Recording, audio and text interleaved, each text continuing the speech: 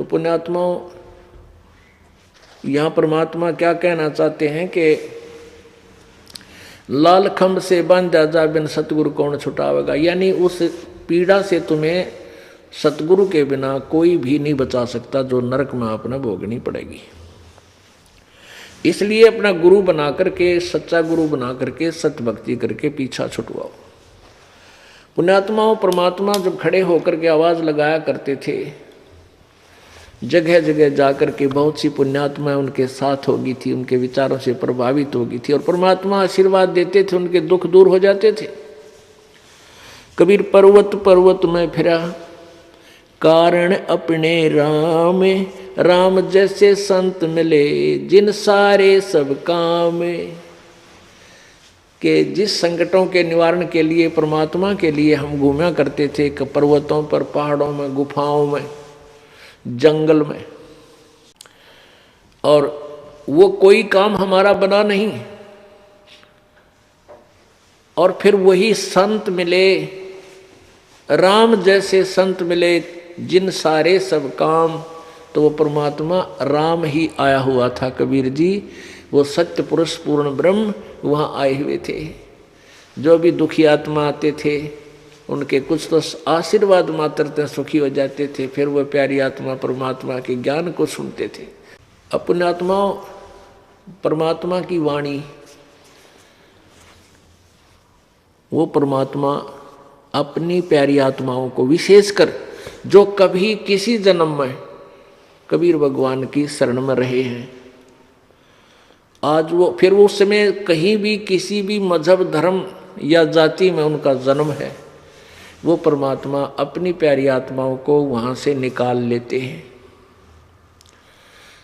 अब जो पिछले, जैसे आप देखते हुए एक घर में 8 सदस्य हैं, 7 ने नाम ले लिया, एक नहीं लेता। एक घर में 4 सदस्य हैं, 3 ने नाम ले लिया, एक ना लेता। कितना ही पचले कति नहीं लेता, सुनता भी कोई नहीं, बल्कि उठ पटांग बकवास करता है। तो वो कारण क्या है? वो कारण है कि वो पिछले जन्म में कभी परमेश्वर की, कबीर जी की शरण में नहीं रहा। वो काग का बच्चा है, और जो परमात्मा की शरण में आगे वो कोयल के बच्चे थे। ये एक कोयल क्या करती है, एक पक्षी है कोयल, वो अपना अलग घोंसला बनाकर अपने अंडे उत्पन्न नहीं करती, क्योंकि वो काग जो है, कौवे जो होते हैं, वो उस कोयल के अंडों को खा जाते हैं। वो उनको परिफुल्लित नहीं होने देते, खत्म कर देते, नष्ट कर देते। तो मादा कोयल जो है इस बात से परिचित होती है, वो दाव लगा के, ये जो मादा कौवी होती है, मादा कौवा यानी कौवी, जहाँ कहीं अंडे दे रखे होते हैं उसने घोंसला बना के, वो जब कहीं चुगा चुगने दूर चली जाती है, पीछे से वो मादा कोयल उस घोंसले में अपने अंडे पैदा कर देती है। अब पहले 2 थे, 2 और उत्पन्न कर दिए उसी में उसने।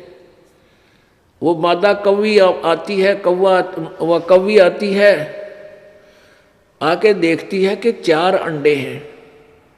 अब वो पहचान नहीं पाती मेरे कौन से हैं, तो सारे के सारों को परिपक्व करने लग जाती है।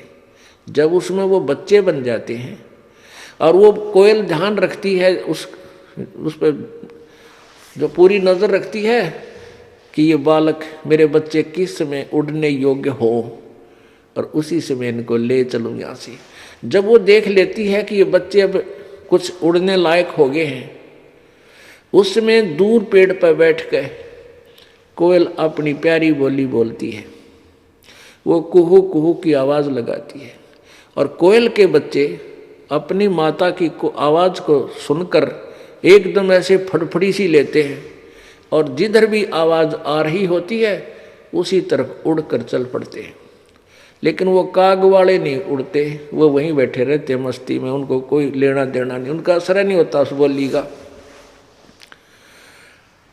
अब वो कोयल वाले उड़कर अपनी माँ की आवाज़ की तरफ चल पड़ते हैं, और वो मादा कोयल उड़कर फिर आगे को बोलती हुई चल पड़ती है, वो पीछे पीछे उसके बच्चे चल पड़ते हैं।